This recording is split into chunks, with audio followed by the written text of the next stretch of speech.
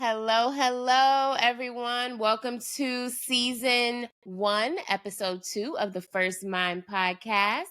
We have one of my favorite humans on here, Mr. David Peake, who Thank you. is, Thank you.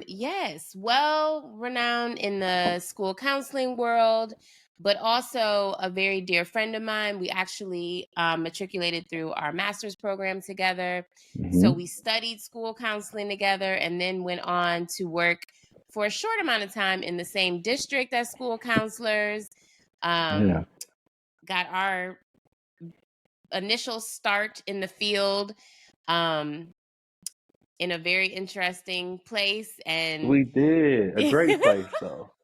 Always in debt to it. yes. And we Yeah. have had quite a career. I mean, it's a span of probably almost 20 years that we've Going on, been yeah. doing this. So Mhm. lots of experience and expertise on this call today.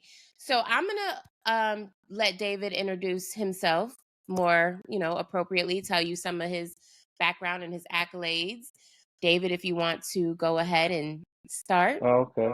Thank you, Monica. First, thank you for having me. If you are listening to this podcast, if you're watching this podcast, please continue to do so because Monica is such a great mind. She's such a great spirit, a free spirit, a free thinker, and just a person that you want to listen to. I don't always agree with her. She doesn't always agree with me, but she always brings something fresh. So thank you for who you are in my life and who you are to this community.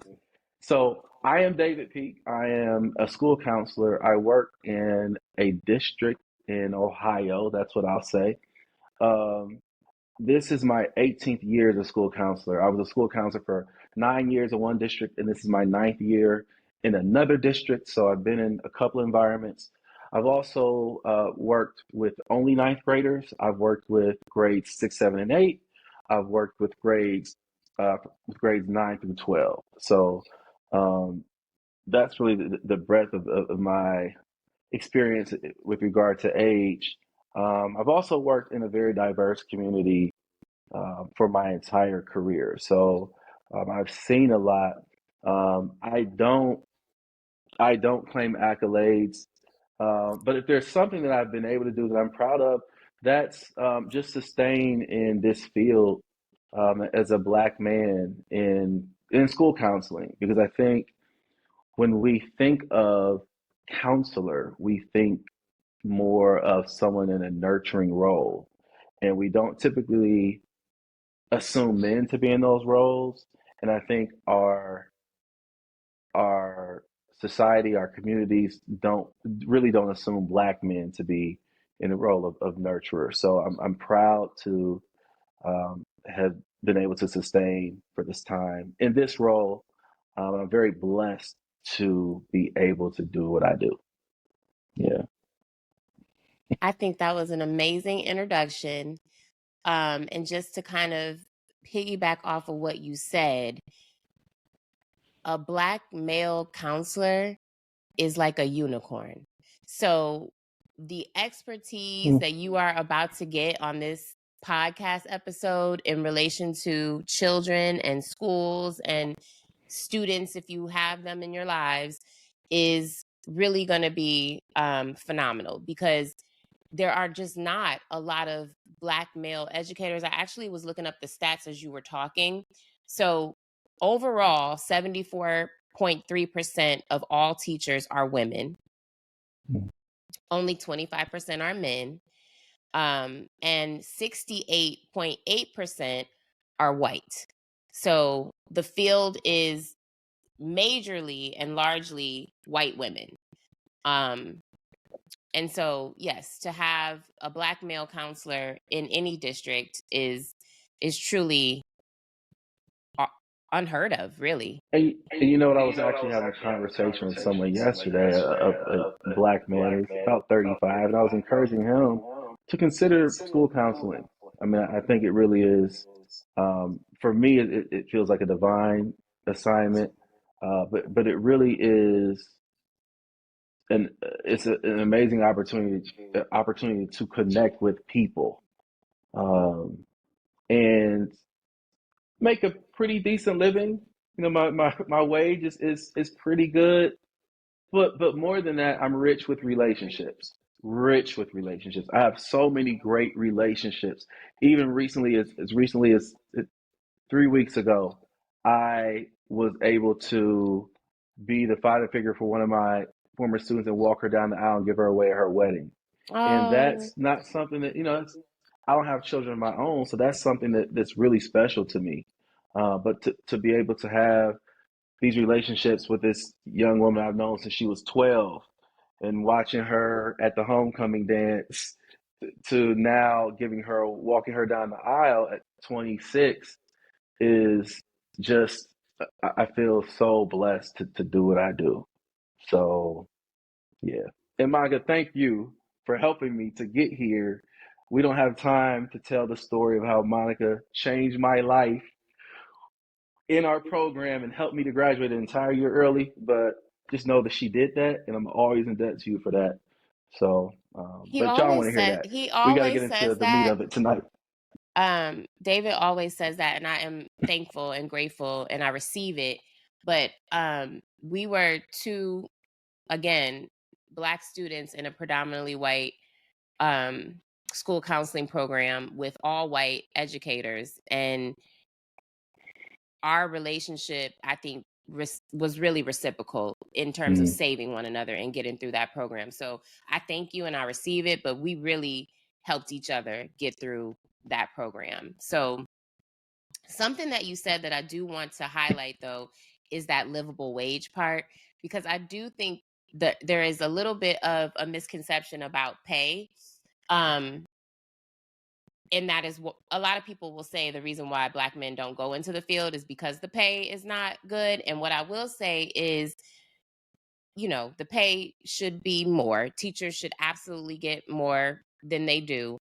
But the way the scale works is, if you have a master's, and you have to have a master's degree in order to be a school counselor, mm, then you start at a higher wage than right. a teacher, a first year teacher who has a bachelor's degree. So you do Hmm. actually start at a little bit of a higher pay, and then every year that scale, you increase your pay as you stay in the field. So You do. um I just wanted to speak to that, to encourage anybody who's maybe thinking about going into school counseling, specifically, that you can, make a livable wage in that profession. But Monica, yes. I make more than 2.5 times what my salary was my first year.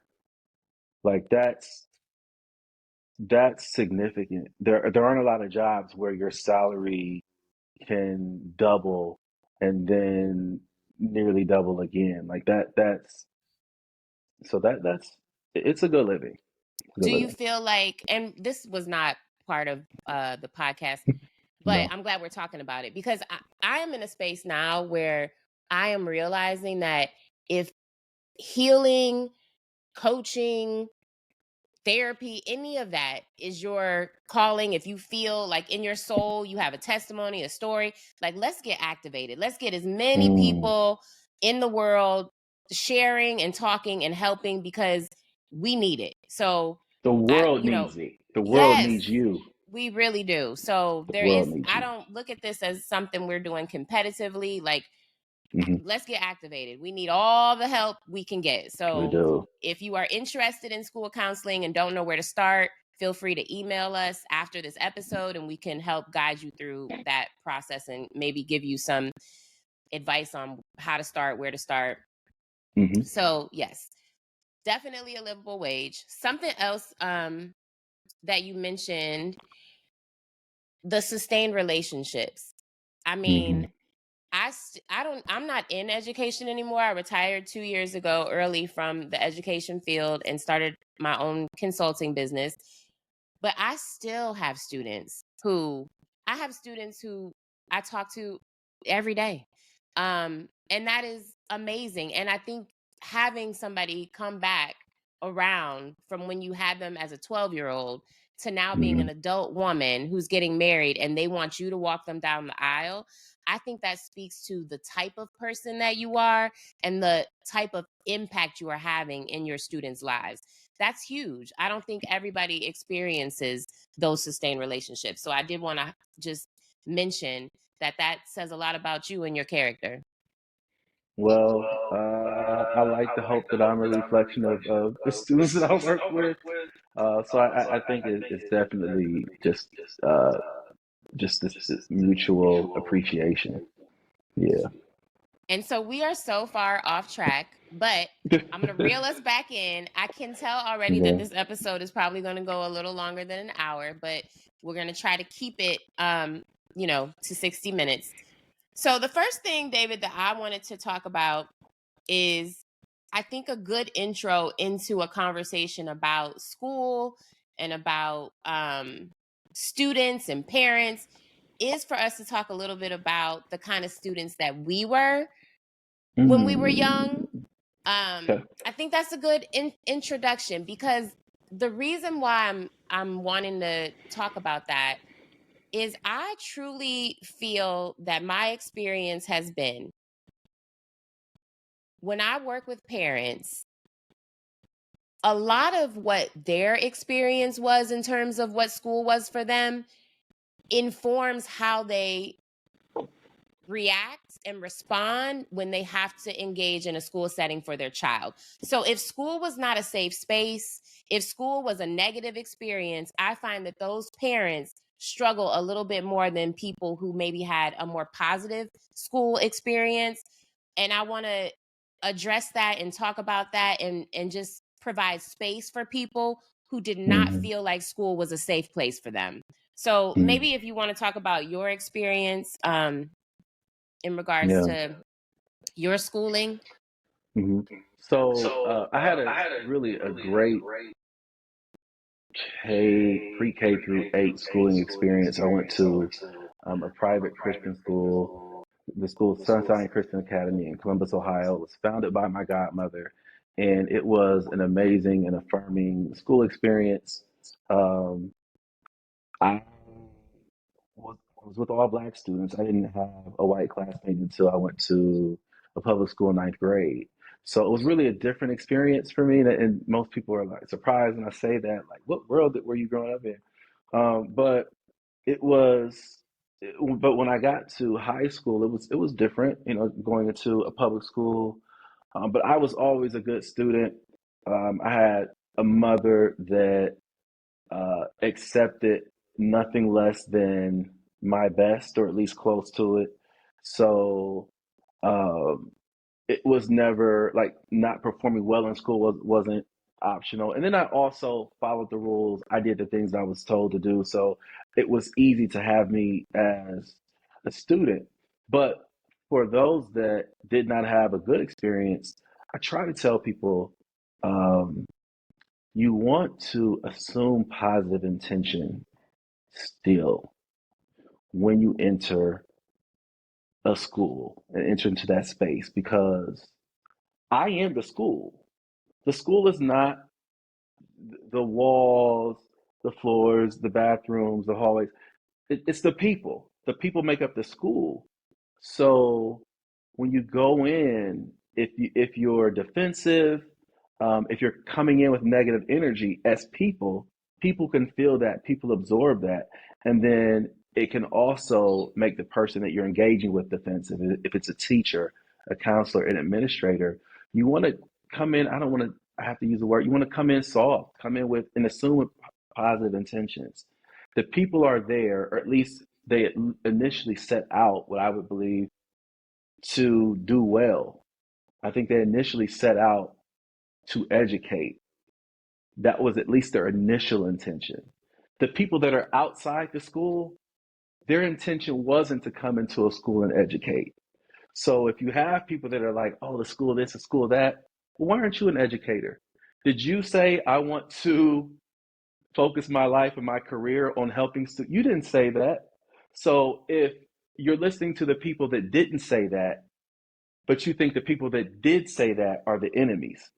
No, they're the ones typically They're the ones that want to help. And if you did not have a good experience growing up, please, for your students' sake, do not project that onto them and to the educators that are entrusted to handle them.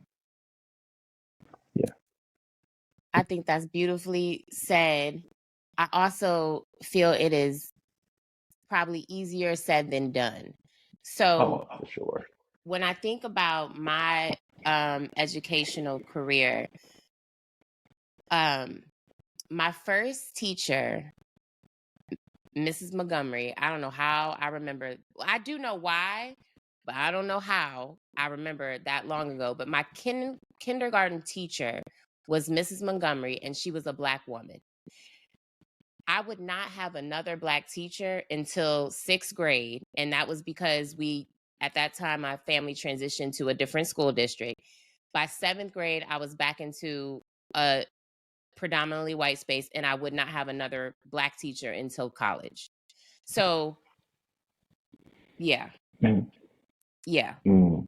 So, representation matters in my opinion. I think those early years are very key to your development in terms of how you feel about school. So if your K through 5 experience is not a good experience, I think that does inform and shape the rest of your educational career and your feelings about it. But what I will say is on my journey, I was also, especially K through 5, I was a very good student.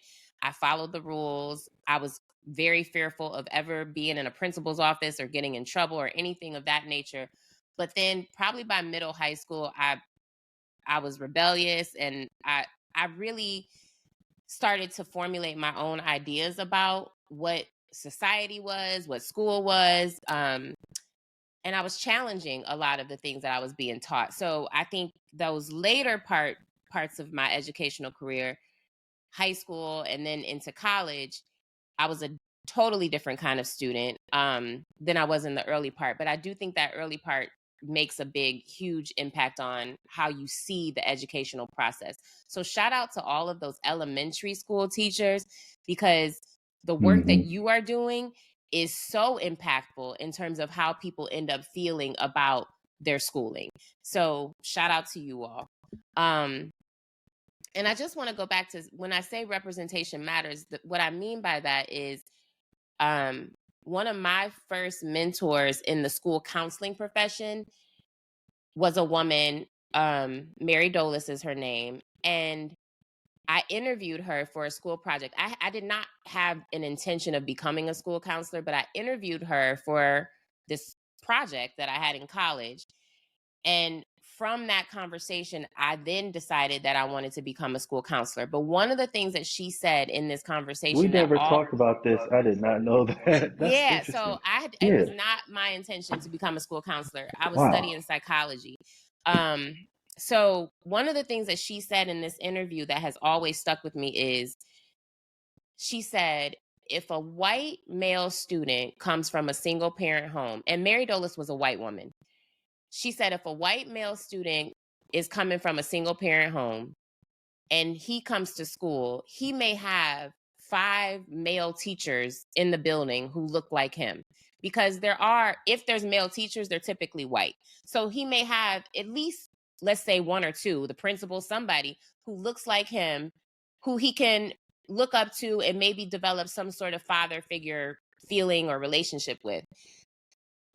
For a Black student who's coming from that same environment, it is less likely that he is going to have somebody who looks like him to kind of engage with in a way that would be, fatherly. Not to say that he couldn't do that with somebody who doesn't look like him, but I think sometimes there is just a comfortability, if you will, in seeing somebody who looks like you, who comes from the environment you come from.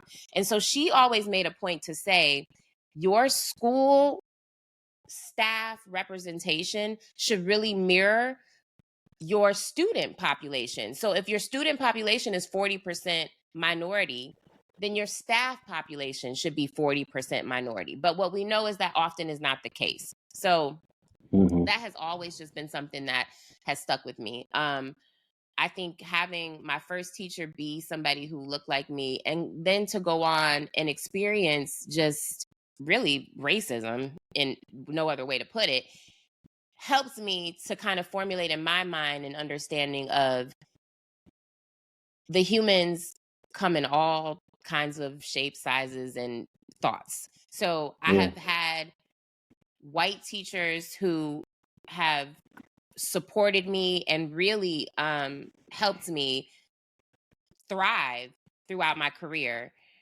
I have had Black teachers who have done that. I've had Black teachers who have, I feel, said things to me that made me not want to, continue in education. I've had white teachers say. So it really is about the people. And it's how you feel. So when you're in these situations, I think David brings a good point in that you don't want to project your experience. If you had a negative school experience, I would encourage you to process that and really spend some time thinking about it and healing that part of your life so that you can show up more effectively for your child in their school experience. Because it is, like I said, easier said than done. But I think that's important. That's very important, because I don't want to minimize the challenges that come with having that, you know, beneath your iceberg. Like, when I come into a school, I'm walking in with the experience I had in fourth grade. I'm walking in with that teacher that said something wrong to me in sixth grade. I'm walking in with the teacher that looked the other way when I was being talked about, instead the teacher that laughed at me in ninth grade. Like, I'm walking in with all those things. So I think the word that you said, heal, that is operative. You need to heal from that, just as a human being. And then secondly, like, so that you can show up for your student. Yeah, and I think when you heal, you're able to use your discernment better. Because I am not gonna sit here and tell you that everybody who goes into education has the intention of helping your child. But No. with a clear mind, you can use your own discernment and figure out who are the people in this building who are going to offer a safe space and really help my child thrive. So, yes, I think it's important to heal from your own experience so that you can neutrally and, not have bias and go in and help your student. I think that's a big part of your child's success. So, just a little bit so you can see me a little better, maybe. Okay. All right. There we go. So, the first question that I have, Mr. Peake, is if you could define your role as a school counselor for our audience, what are some things that you are responsible for doing? So that's a good question. And to simply put it, think of the school counselor as the Swiss Army knife. So the school counselor is kind of the first place you go, because if you don't work in the school, you might not know how to navigate. You might not know what questions to ask. You just don't know what you don't know. So go to the counselor. That's my first interaction typically with parents is I just don't know what I need. I need an answer. You're the person that I call. So sometimes I'm leading people to other people. But if I'm the person that you're coming to, there could be lots of reasons. It might be that your student or you need some emotional support. There are sometimes, like, life happens. One of the things that you learn as a school counselor is life happens for young people as much as it happens for adults. So I didn't, and I'll give an example here. It's kind of difficult to speak on, but I didn't realize how many young people lose their parents until I became a school counselor.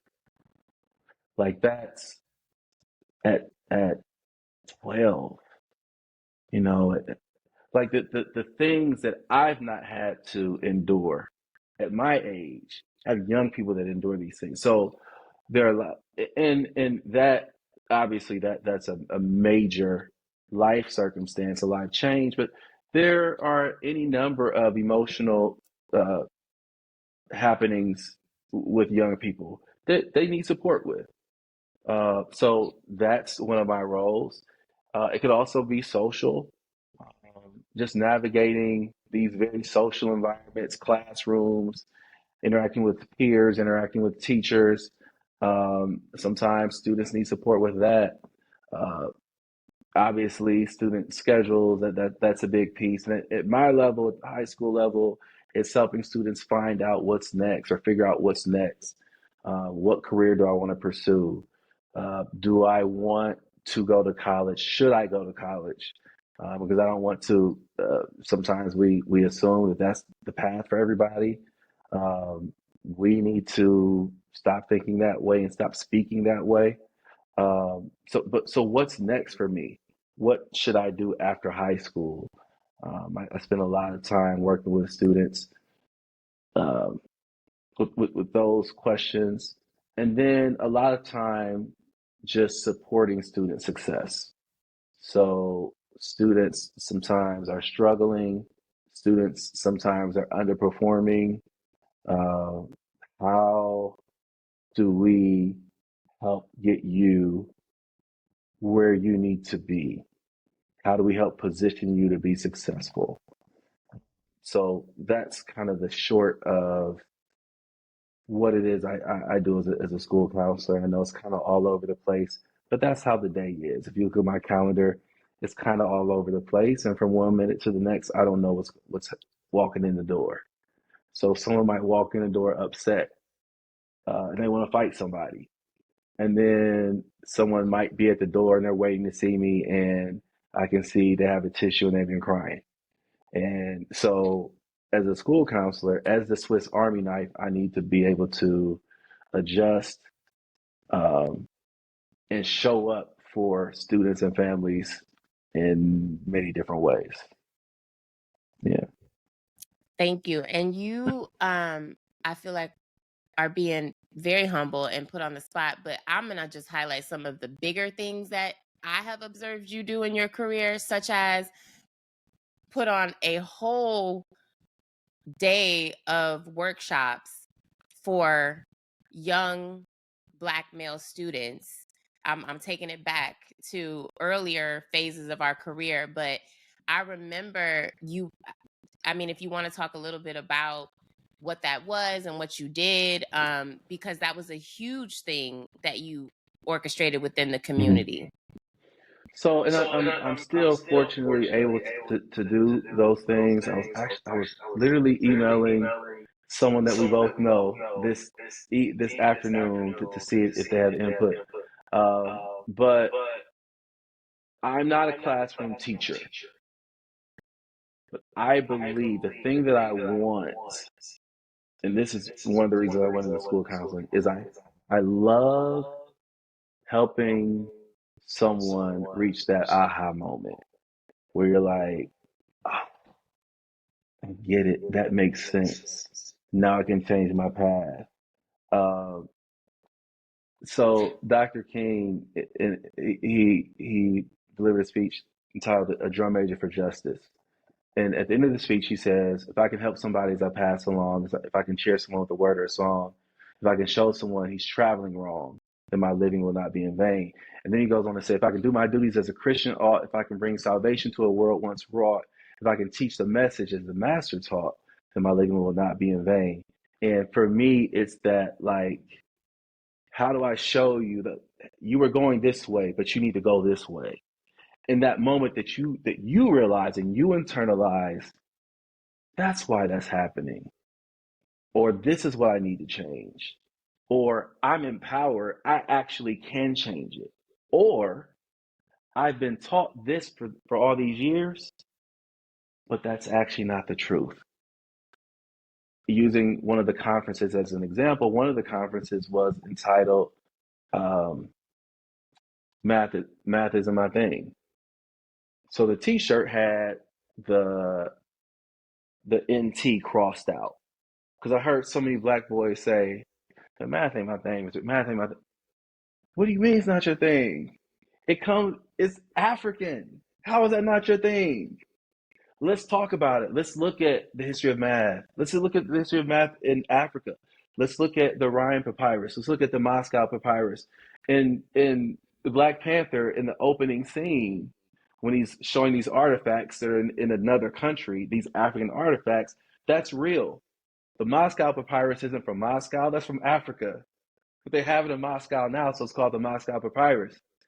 They weren't using, they weren't like they weren't using hieroglyphs and like it makes no sense. We've been taught certain things, so I want to help students understand, even within this educational environment, some of the things that you think and not necessarily are told, but you see certain things and they suggest to you. They're suggestive.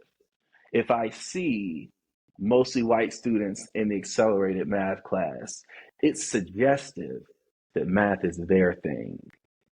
That's what that That's such a suggests. yeah, No one's that's going such to tell me that, right.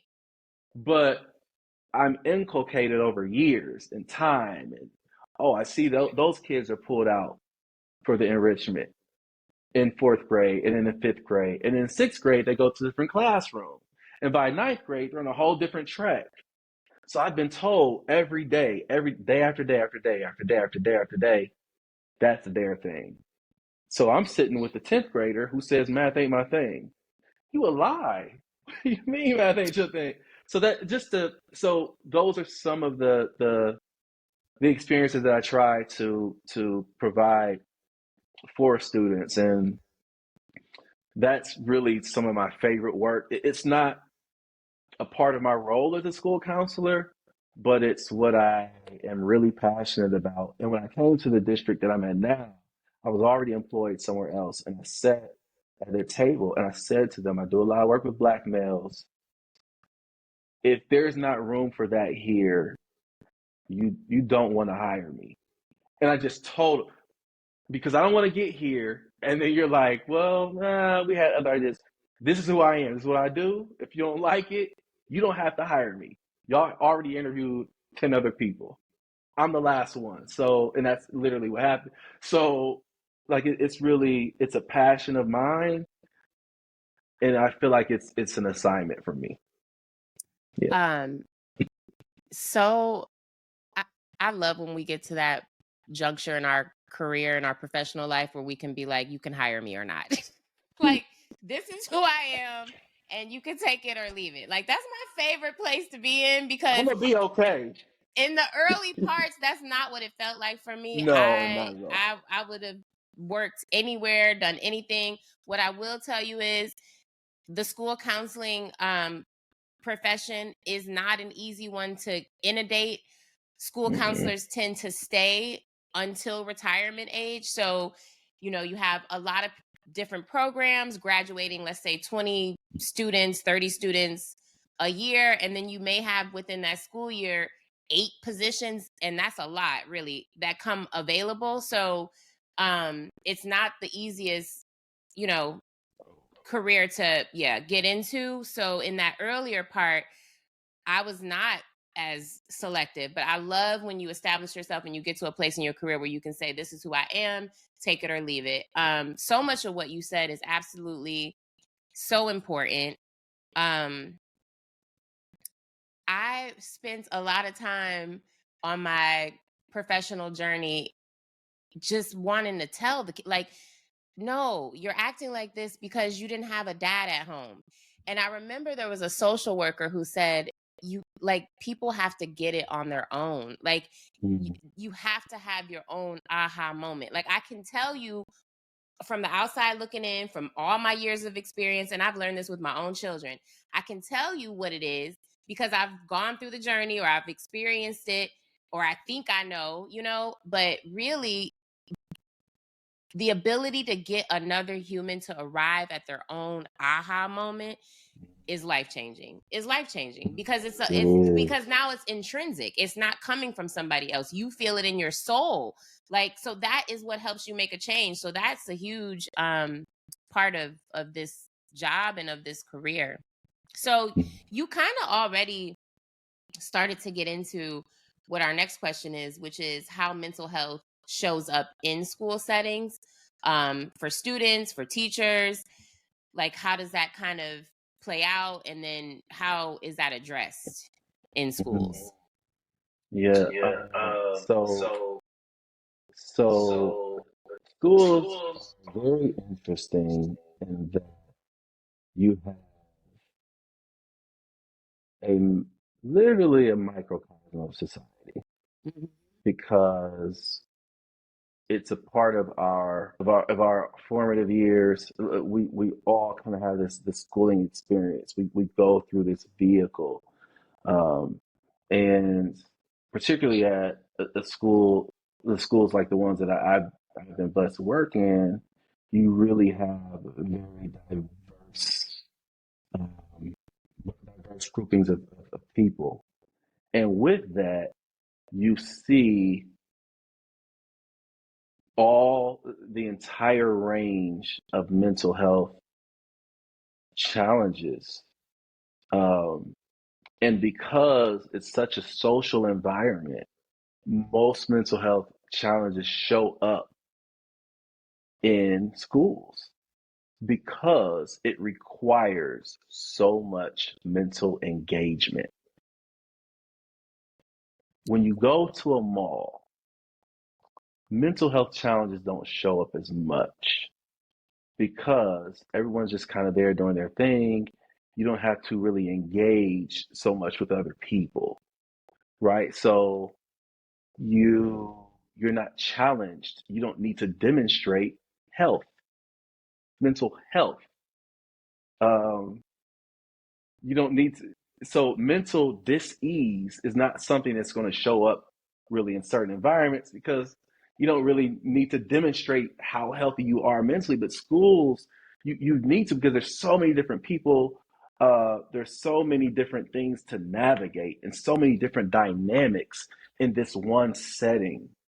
So it's a place that really where mental health challenges kind of raise, um, partly because there are social challenges to navigate.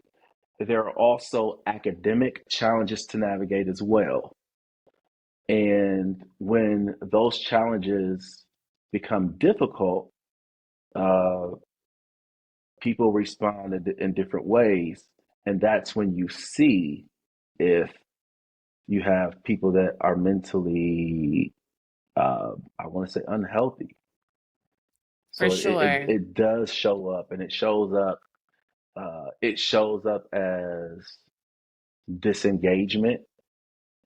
It shows up as um, it shows up as anxiety. It shows up as lashing out. It shows up as violence. It shows up in many different ways, and for adults as well. As a school counselor, I mean, there are adults that come in my office and have moments, and I have tears from adults as well, because we're all just people. The adults in the building are just older versions of kids. They just kept waking up every day. Amen to that. That's really, we just kept waking up every day.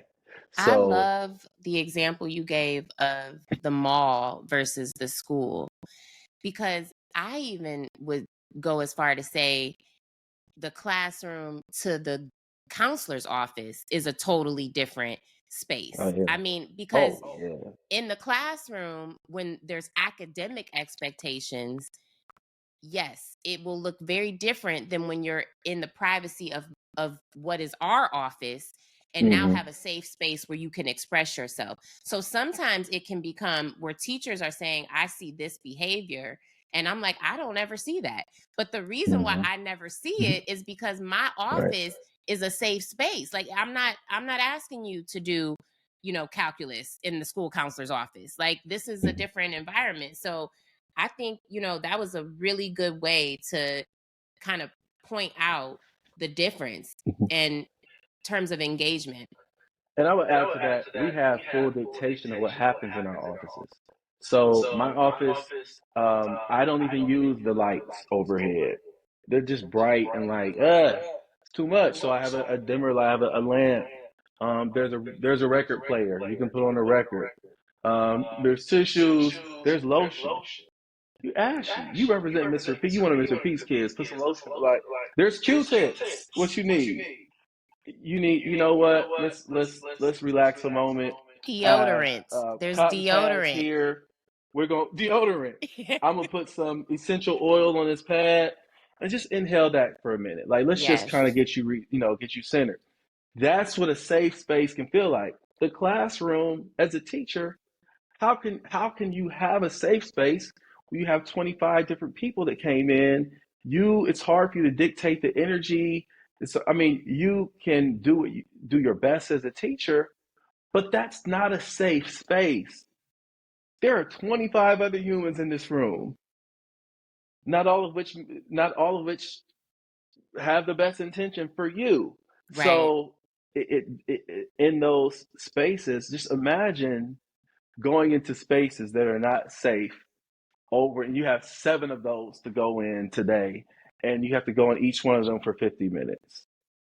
And you said something earlier that I think is so important, that I always try to explain to parents and teachers. You said these, kids are going through the same things that adults are going through, and we don't see it that way. Like, I think there's just this assumption sometimes that the kids, they're so resilient.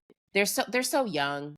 Like, as if those things in and of themselves help protect you from your having a loss, having, your parents not in your home, having a breakup, having a transition from one school to another school. Like, your youth does not protect you from the hard things of life. In fact, I would go as far to say, as an adult, I have developed over time more experience, more coping skills and Mm-hmm. mechanisms to deal with life than somebody who is 12 and 13. So if anything, students need more support in terms of their mental health than adults do. And I don't think we always understand that. And you know what you have more than students? You have more agency. For You make sure. decisions. Yes. So I was thinking about this in preparation. I was thinking about how we say, to be a kid again, like, oh, I didn't have to pay any bills. You didn't have to pay. Well, there are some students that are concerned with that. But think about the kid who doesn't even have agency to ensure that bills are paid. So I can go to work. This is a 14-year-old that can't make sure that that the mortgage is paid, that can't make sure their little sister is picked up from school, that can't like not only do you have challenges, but your ability to mediate different situations is decreased. Like, you don't have the same ability that adults have. So that can be very even scary. For Yeah. sure. For You sure. can't go and you can't go file for bankruptcy. You can't go file for unemployment. You can't file for unemployment. What do you do? What is your recourse if your family's needs aren't met? Such a good point. And when you were saying that, I was thinking of just something so simple as going to the bathroom. Like, as an adult, Right. one of the things in my later life that I was a bedwetter until I was 13. And as you know, in our community, nobody talks about how that might be anxiety or anything. Like, it's just like, really, you're just punished and shamed because you're wet in the bed till you're, 13. But now in my adult life, and really only because I've had an opportunity to take a pause and really sit still and get in tune with my body, what I realize is when I'm anxious, I have to pee like 5 times. But as an Mm-hmm. adult, I can just go to the bathroom. Like, as a Mm-hmm. student, you have to ask permission to go to the bathroom. And a lot of times, I think, we feel like students are manipulating bathroom policies, but if you have anxiety, you have to pee a lot. Like, I have to pee a lot. So, Mm-hmm. just something as simple as even just trying to go to the bathroom when you want to go to the Yeah. bathroom is, you don't have control over that. Um, I think,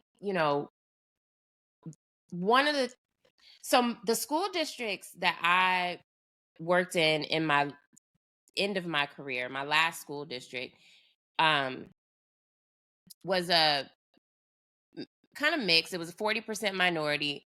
I'm saying this to say I have worked with all different cultures. I pride myself on my ability to build relationships with students from any background. And the reason for that is because I'm always a curious learner. So, if I have a student who comes to me from Asia or Russia or, Mexico, a Native American student, I seek to understand, like, I want to learn about your culture. So I'll bring you in my office and, I want to hear about your traditions and things like that. So I've always had an ability to connect with any kind of student.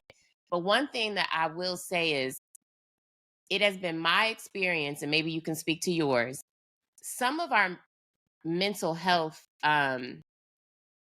issues show up different culturally too. Mm. And if you are not a person who is naturally curious about those differences, I think sometimes certain behaviors are punished and shamed and other behaviors are coddled, when really it's all the same, source of. Mm. So anxiety, for example, in some cultures, it is not acceptable to have anxiety. Not only is it not acceptable within your family, but your environment doesn't really dictate you being able to have a whole lot of anxiety. Like, Mm-hmm. you have to at least pretend that Right. are confident at all times, because if you have a moment of weakness, that could be taken advantage of. So what I would see a lot of times in school situations is, I would have students who would show up in a more defiant way, but really it was just anxiety. And Mm. when I would be able to sit down and de-escalate and unpack it, we could get to that. But a lot of times that isn't always, there's not time for that. Sometimes that's just not the course of action that people take. And so that behavior gets punished. Whereas other Mm. students may show up anxiously and get into a fetal position. I've had that. I've had students who literally are in a ball under my desk crying. That behavior tends to get a more nurturing response. So I think that, is something that we all need to kind of think about too, that a lot of what our kids are going through, especially when it comes to acting out behaviors. I remember I had a young male student say to me, I used to cry about my parents' divorce, but I learned that as a boy, if I were to cry, people make fun of me, like they laugh at me. He said, so now when I'm in pain or I'm worried or I'm concerned, I just act bad. Like, I just act out. And like, for him to be able at 12 to say that, to Mm-hmm. have that awareness is huge. So Mm. um I'm saying all that to say, our our young people, they need as much support, if not more. The same anxieties, pressures, like when we went through COVID, like, that was scary for everybody. And I think this, Mm-hmm. feeling of like, well, the kids will be okay, but the kids were not. They were not okay. So I think a huge part of the school counselor's role is a lot of managing the mental health part. Mm-hmm. Whether you're in a district that, you know, kind of supports that, because not all districts support counselors doing counseling. A lot of districts, they want you to do schedules, they want you to do educational planning, but counseling is not, I've had administrators who, they do not want you to have students in your office talking about their life story. They feel like that is a distraction from them, getting their Mm-hmm. education. I don't see it that way. I've always felt a child who does not feel right cannot think right. That's always been my motto, but that is not always the case. What is it for you in your district? is there support for you in helping address mental health issues and actually doing counseling work, or is it more, we just gotta move on and get them back Wow. to the classroom? So before I go there, I do want to back up to kind of exemplify something you're speaking about. If a student says they're not coming to school, the parent calls us. Well, he said he's not coming. I can't get him to come. What we don't do is assign the student detentions. What we don't do is suspend the student. We think, how can we support the student? How can we get you to come to school?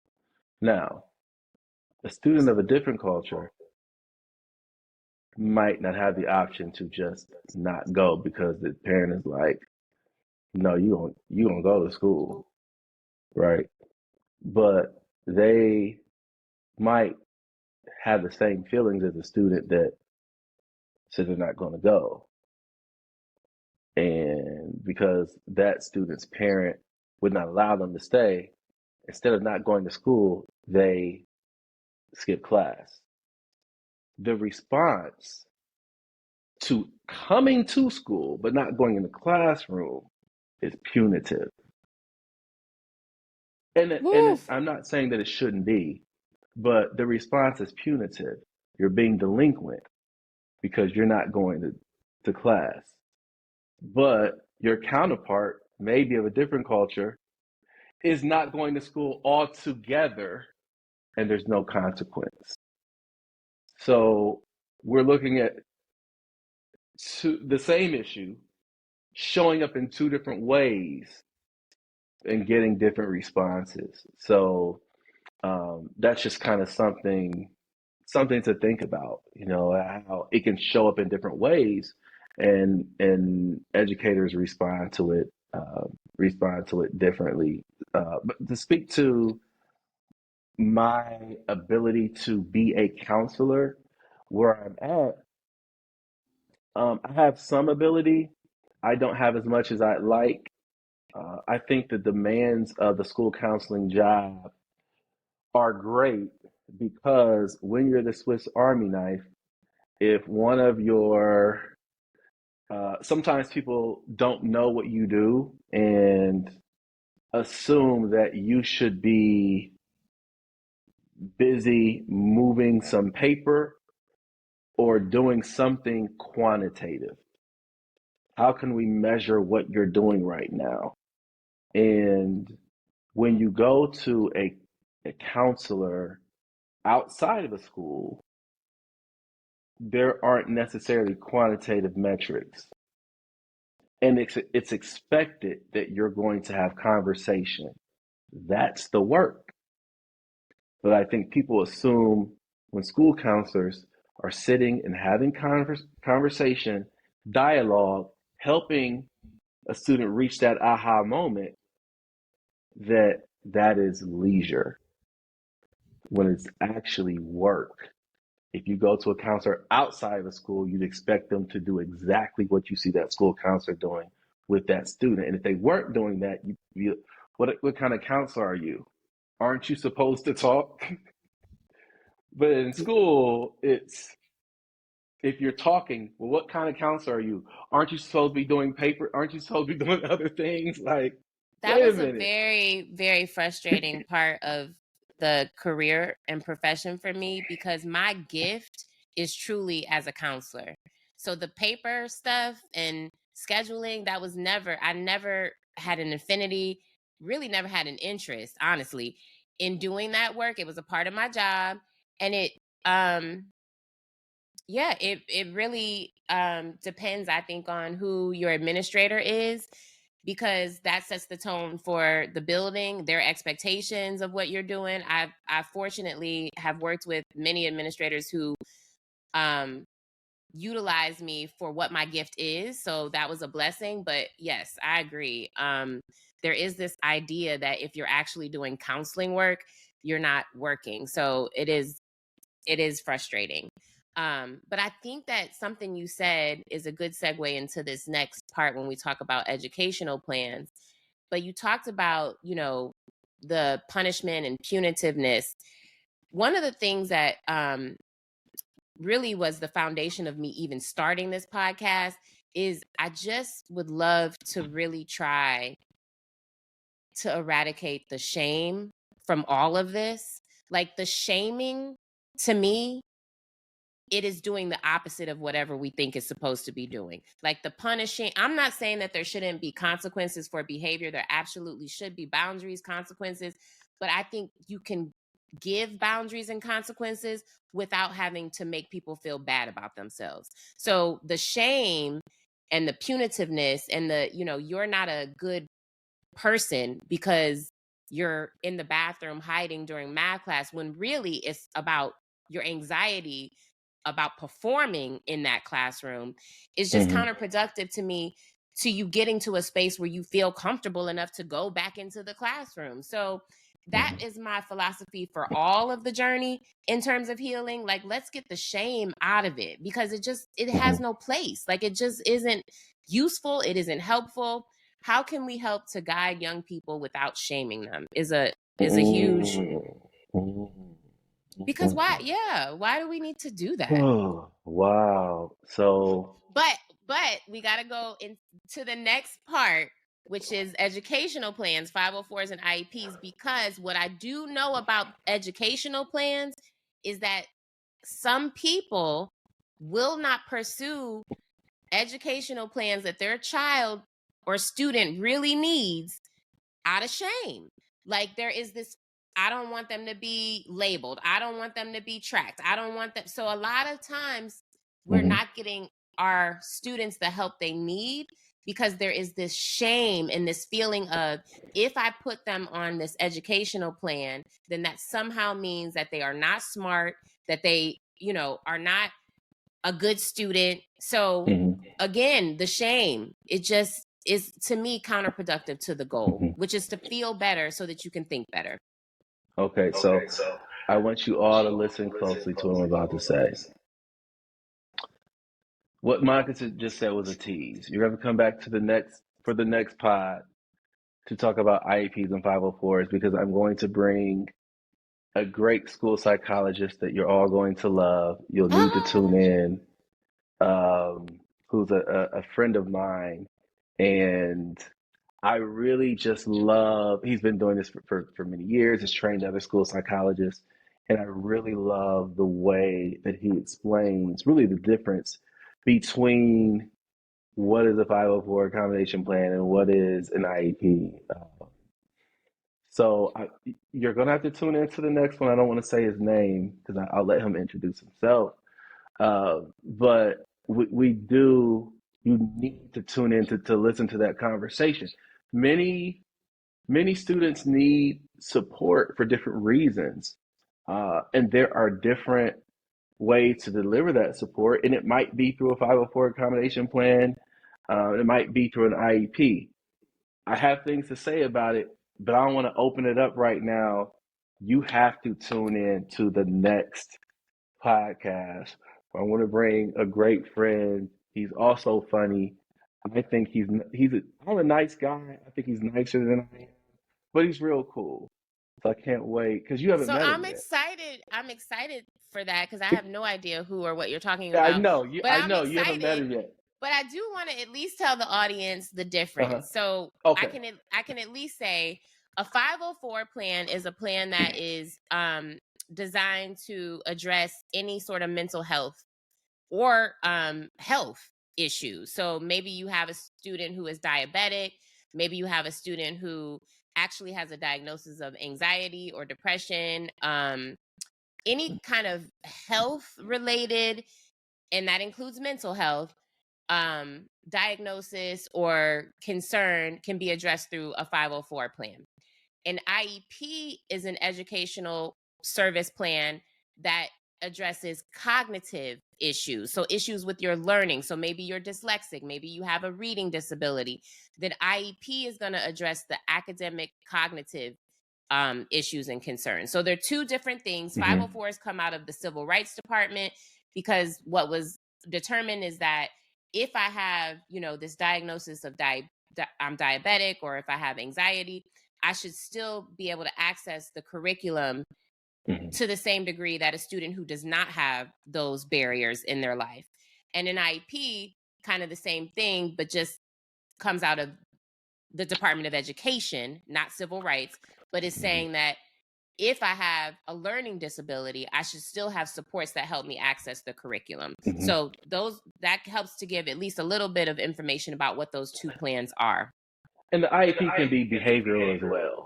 So like, or emotional. So maybe you have, some disabilities or challenges related to emotions, behaviors. So you can have an IEP for that. But the 504 accommodation plan is to accommodate a challenge, an issue, so that you can access.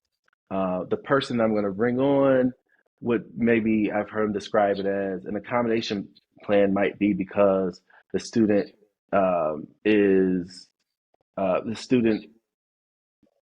in a wheelchair. So the class that you need to go to is on the second floor. Well, in your accommodation plan, you have access to the elevator so you can go to the second floor and access that classroom. That's an accommodation for really a physical disability. But you don't need specialized education.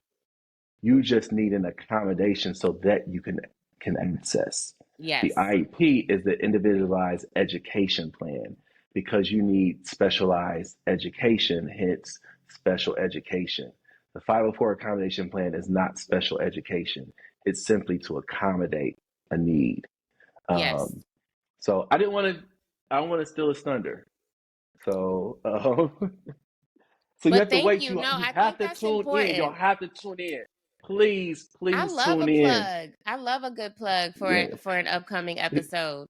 Yeah.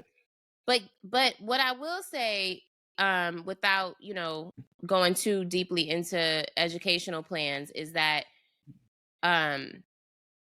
if your child needs support, I highly encourage you to get them support. And I would really like to normalize, us allowing the school to support our students, because that's what your tax money is going to. Like, that's why you are attending the school that you're at. Like, so I think some of the concerns that people have, and maybe you can answer, is this plan going to stay with them for life? Is it like going to prevent them from being able to access opportunities in the future? That's some of the concern that people have when they are looking at educational plans, and I think why they don't do that. So maybe you can speak to. Yeah. So both 504 504 accommodation plans and IEPs, or individualized education plans. They are legal documents, and they have to be adhered to uh, by at least all public schools. And they're documents that you can take with you to college. So at the collegiate level, they do honor 504 plans and individualized education plans. However, when you leave the school, that plan does not go with you. If you take it to the university and say, hey, this is the plan that I have, they will likely honor it, and much of the time they'll decide what they will and won't honor. But it's not something that goes with you anywhere else. So I work with and amongst people that may have had 504 plans or IEPs in school. I have no way of knowing. There is no record at your place of employment. It does not show up on a resume. So it's not something that really marks you as you go through life. But I think we're starting to turn the tide and helping people understand that it is something that can help you. So if a student has a need, that need should be met. The last thing we want to do is have a student with an unmet need because we're worried about someone's perspective or opinion on them having their need met. Like we would never see a hungry child and tell them, don't eat. No, don't eat because people are going to think that you're greedy or people are going to think away. Like the child is hungry, so That's a good we are example. always going to encourage a hungry child to eat. We're going to provide food. So let's provide accommodations and specialized education for students that need that. And I'm gonna extend the conversation to something that I know is very controversial, and I really don't have any I have my own opinion, but I absolutely understand that everybody is not of that opinion, and I think you should do whatever feels right in your soul. But I'm also going to say I feel the same way about medication. So when I have a student who is diabetic, we understand that their body is not producing enough insulin, and it never occurs to us to question them getting the insulin that they need. Like we just know like their body doesn't produce enough insulin, so they're taking a medication to help replace what the body isn't able to produce. That is how I see medication. I do not feel like medication is something that, especially when you're taking it for anxiety or depression or to focus, I don't think it's always something that you have to take forever. I personally have taken medication at times when my depression was, after I lost my father, I was really struggling with depression. I would not have been able to be productive even in therapy had I not taken medication. Like I needed Mhm. the medication to help at least get my serotonin levels regulated so that I could then go to the therapy and receive the skills that she was trying to give me. So that's the way I see medication. But again, you have to do what feels right for you. I do encourage people to do their research about education, but to be open-minded, because in the same way that David pointed out, you wouldn't deny a hungry child food. If you had a child who needed glasses, like because the world Mhm. is fuzzy, you would get them, if you had the means, you would get them glasses so that they could see the world more clearly. And that a lot of times is what medication can do. So Mhm. that's my plug on medication. Again, do your research and do what feels good for you and your family. Absolutely. I agree. And medication, I've seen it be very helpful, very useful for students. And after time, I mean, some students know, okay, well, I need my meds now. I'm able to focus when I take my meds. I'm able to get this done. Um, so why not explore that if it can be of use? Um, yeah, that's what it's for. We have so many advancements in the field of medicine. So if you have something that can help and you know that you can help the young person, help the young person. Mm-hmm. Please And if it's a get out natural there. remedy, I'm supportive of natural remedies too. I can say this because I no longer work in education, but plant medicine is helpful for me. And it Mm, probably could be helpful to some students, but that's not normalized. That's not something I don't even think it's legal necessary. So there are, things that you can research that are natural, remedies to focus and mm, depression and anxiety. Explore all of it and figure out what works best for you. But I would be open-minded in that, journey, because again, a lot of times what I'm seeing is students are being punished and penalized because they just cannot do what you are asking them to do. Like they just can't do it. So, um, the shaming is just really making them feel bad about something that they are not able to do, and just kind of adds, I think, to feeling bad about yourself, really. So yeah, yeah. we are I've seen that a lot. yeah, we are over the hour, so I am gonna just kind of culminate this conversation with just some last tips, advice, anything you would give to parents students in terms of having a successful school year.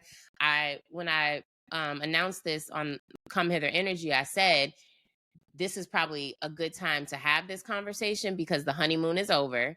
Because when school starts, when back to school starts, it's all about the fits. You know what I mean? It's all about how you gonna do your hair and how you gonna show up. And it's fun. You haven't seen some of your friends all summer. Like it's amazing.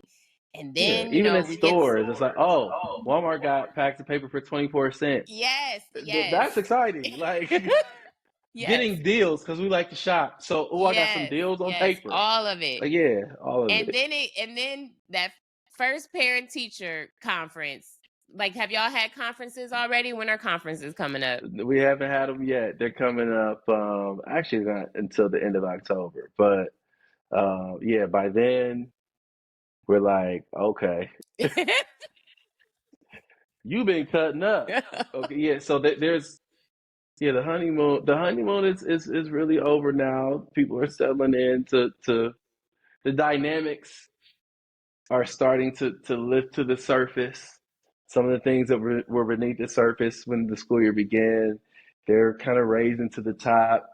The honeymoons of we haven't had any fights this year. That's over. Yeah, so it's over. That's over. So we're in it now. One of the things I want to tell you as a piece of advice, though, that you may not know, oftentimes your school counselor is the last to leave the school year and the first to start the school year. So there's actually time built into our schedule where we are typically back to school 1 to 2 weeks before school starts, and we stay 1 to 2 weeks after school ends. So if you know that you have a child who has anxiety or is going to need some sort of plan or just some extra love in starting the school year, you can actually reach out to your school counselor in the summer before school starts and be able to kind of get a hold of them and start to have some conversation to help make that transition a little more seamless. I just wanted to point that out as a piece of advice. It might not be helpful because we're already well into the school year, but keep that in mind for the next year. Yeah, so don't listen to what she just said. Do not reach out to your school counselor over the summer, because if they're like me, they are not responding to you. You had all year. We are closed. You don't go to Macy's at 11:30 p.m. and like, well, I'm getting it for my kid though. Well, you gotta get even for the baby. You need to do the school year. You have a week before school starts and a week after that you might be able to reach that school counselor before they get to the beach. That's all I'm saying. Okay, so because I let me just add this to that.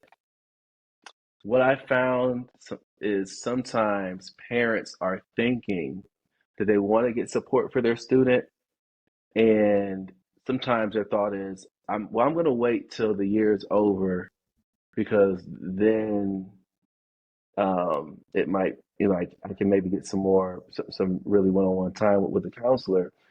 The issue is nothing can really happen because in order to establish a support, there has to be a team meeting and everyone needs to come together. So I've had parents reach out when the school year is over, but we can't really do an evaluation because now we don't have the teachers. When it comes to your mind, do it. Don't wait. If you're thinking about it, don't say, well, we're going to get through this and then. No, do it now, because we're not going to be able to help you. We need the teachers to be a part of the conversation. And if we don't have them, then we have to wait. And so as soon as it comes to your mind, reach out.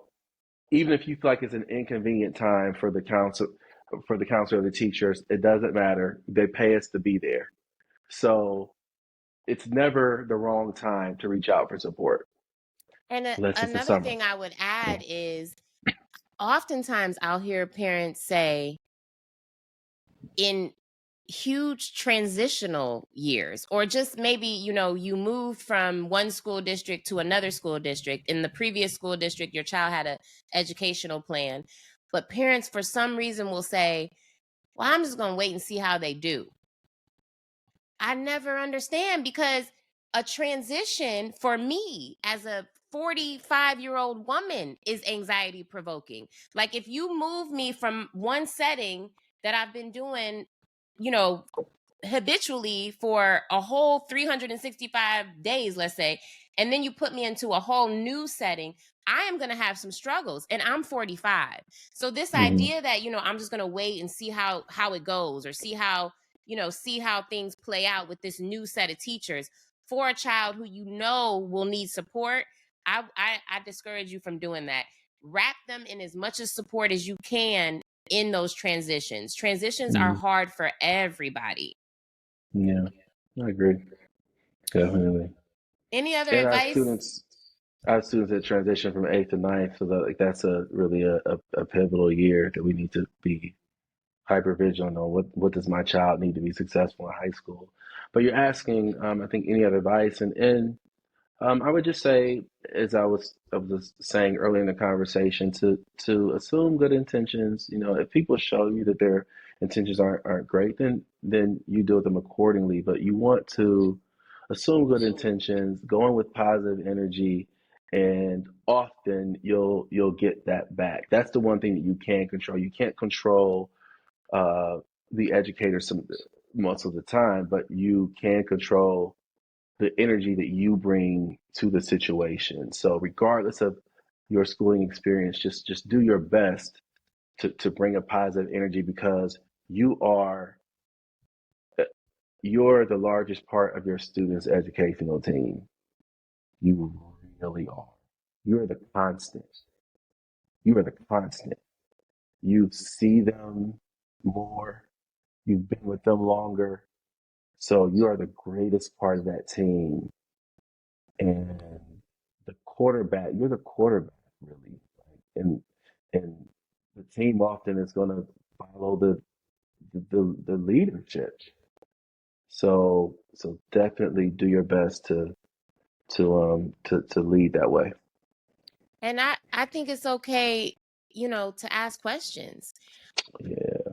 Ask questions. Like, how are you supposed to know? You've never worked in education a day in your life. How are you supposed to know what a 504 is, or what an IEP is, or Right. how the schedule works? Like, those are normal questions.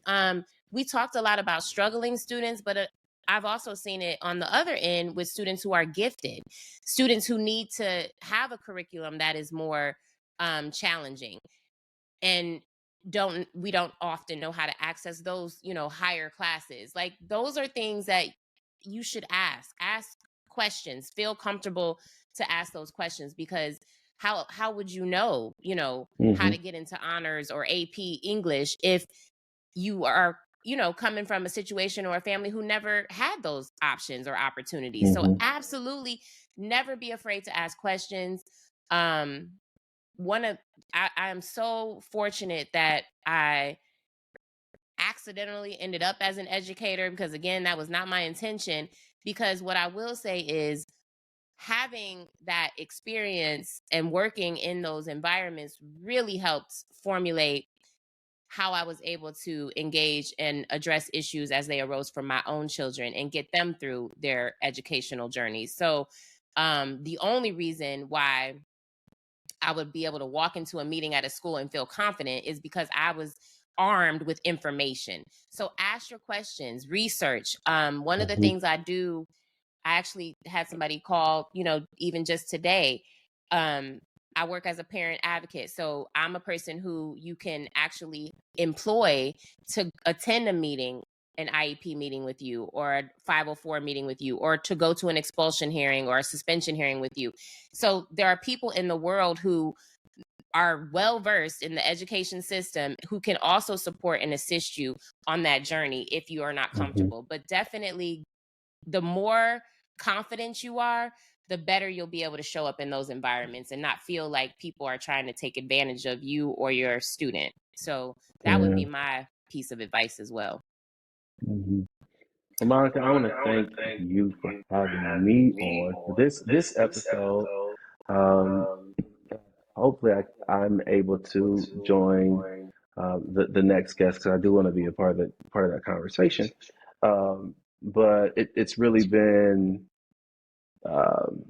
quite a journey. You've been such a significant part of my journey, and I appreciate you for being that and for being so supportive of the inside education, outside education. Um, you've been a great friend, so Oh, thank I you appreciate that. for And you that. have been Yeah. a great friend to me too. And thank you for being willing to come on and have this conversation. This is not always an easy thing to do, especially when you're still working in education. So I Yeah. appreciate you for being, vulnerable and feeling okay enough to do that. I think the conversation we had today is going to help heal and really inform many people. So I'm excited for that.